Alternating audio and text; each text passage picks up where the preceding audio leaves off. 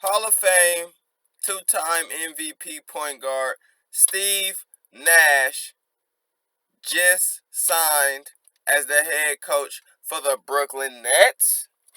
And I feel a multitude of ways about this signing. For one, congratulations to Steve Nash. I think Steve Nash is going to do an excellent job. Brainiac when it comes to basketball IQ, going to be already starting off with superstar excellent talent, a potential championship team to begin with. I think it's a quintessential fit, if you would say. So, shout out to Steve Nash and the Brooklyn Nets. Look out for them next year. I think they're going to make a run first year out the gate. But this video is not predominantly fixated on Steve Nash's signing. There's an underlying issue. There's a deeper issue, not only in the NBA, but in all of these major sports when it comes to coaching, when it comes to being the general manager. I tell you guys, racism is systemic, and you guys still like to dismiss it for individuals' behavior. But this is the thing about a system. They create the individual's behavior. When you put your bread in the toaster, the bread is going through a system. And when it come out black, you don't blame the bread. You don't blame the bread for the outcome. You blame the toaster, the system at hand. So this system in place is consistently perpetuated black folks as ill-equipped for leadership. And you see that so prevalent in sports.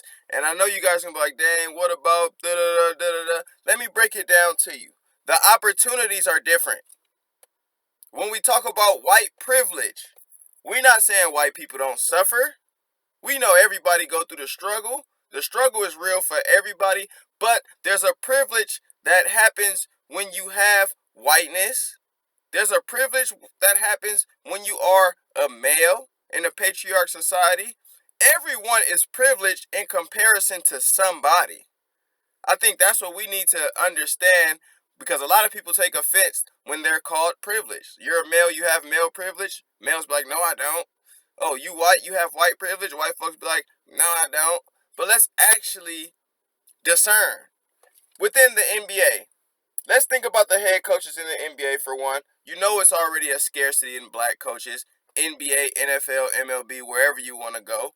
But you have Lloyd Pierce. He inherits the Atlanta Hawks.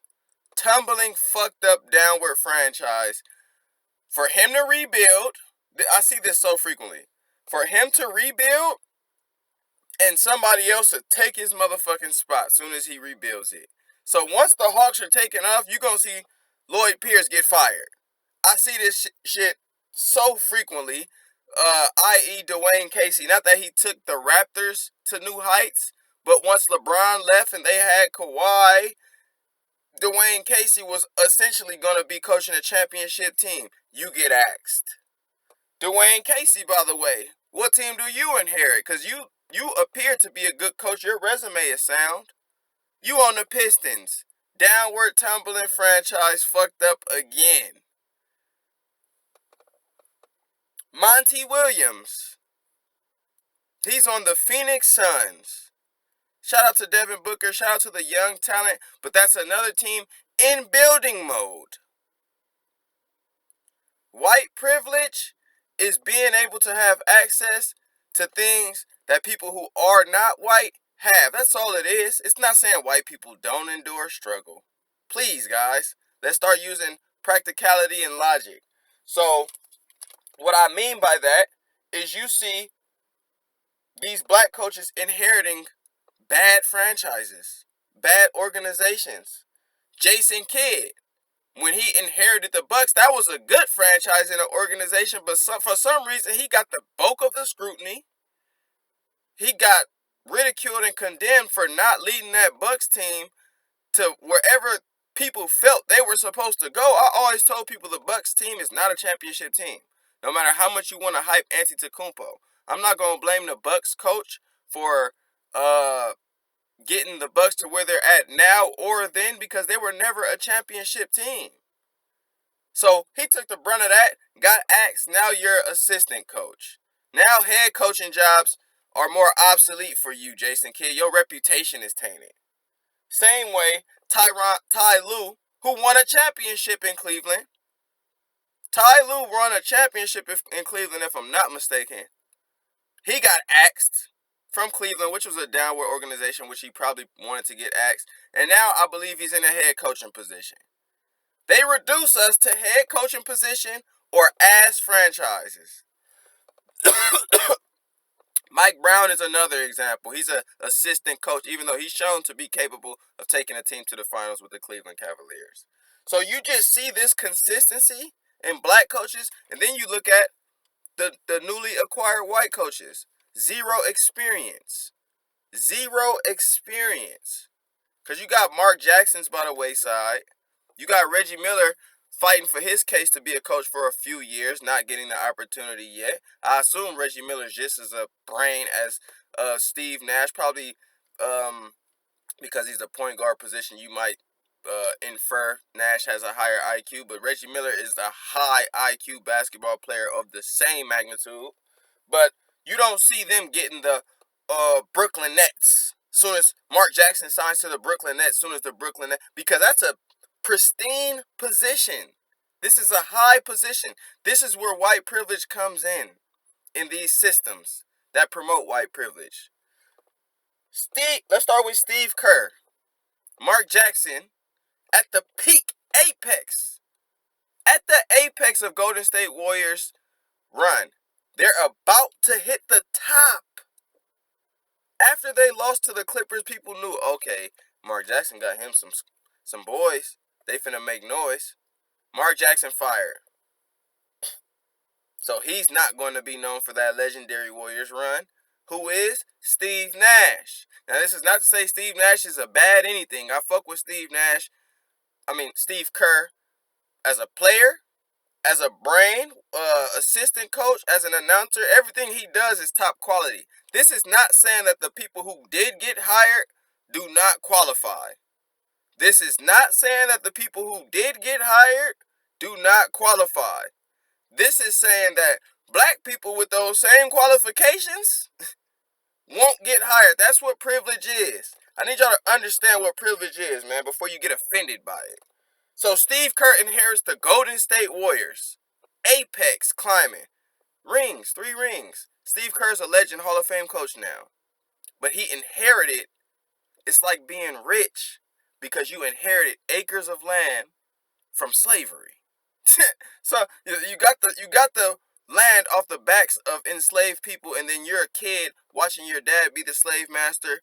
Not comparing Steve Kerr to this, but I'm saying like a franchise has ownership, white ownership, and they're gonna leave the keys essentially to somebody else who's white, who's gonna drive it in the same direction, and they're not gonna leave it in the keys of a black man to be viewed as the leader or the savior of this franchise. So Steve Nash inherits that, Hall of Fame coach. Dwayne Casey's fired. Nick Nurse is hired to the Toronto Raptors, already playoff-bound championship team, added with Kawhi Leonard. He gets his first ring in his first year. Nick Nurse is a great, excellent coach. Brad Stevens inherited the Boston Celtics when they were good, but again, all of these coaches are good to me. I honestly feel all of these young white coaches who get the premium jobs are talented and good enough and qualified. It's just the privilege aspect of it is Mark Jackson could have got any one of those 3 jobs. Reggie Miller could have got an offer.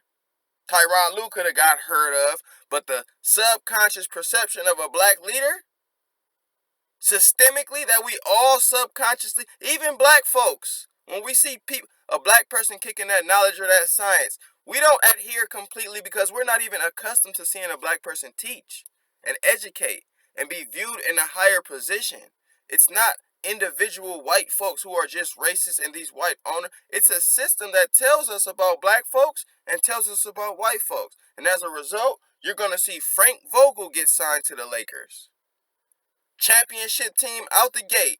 Frank Vogel, to me, was okay in the Pacers, but he didn't have anything stand out to be like, okay, this is who we want. I think he's a decent coach, as I do J. Kidd. I think they're on the same frequency. But Frank Vogel got the head coach. J. Kidd, you under Frank Vogel. Same qualifications to me. Billy Donovan, first year, you get the Thunder. Now, the Thunder are not a great team, but that is a basketball franchise, and they pride in hoops in OKC and that organization. That's a good team to inherit, and that's a team that, since they've arrived, they've been focused on winning. They haven't been a losing-ass franchise. When Doc Rivers inherits the Clippers, yes, they have Blake and CP, but they have Donald Sterling, a racist pig, an organization that's out of here. The players is disorganized.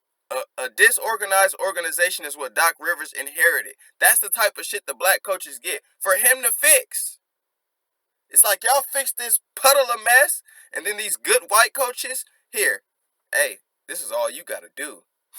This all you gotta do is what Mark Jackson did, and with a little tweak, they're fine.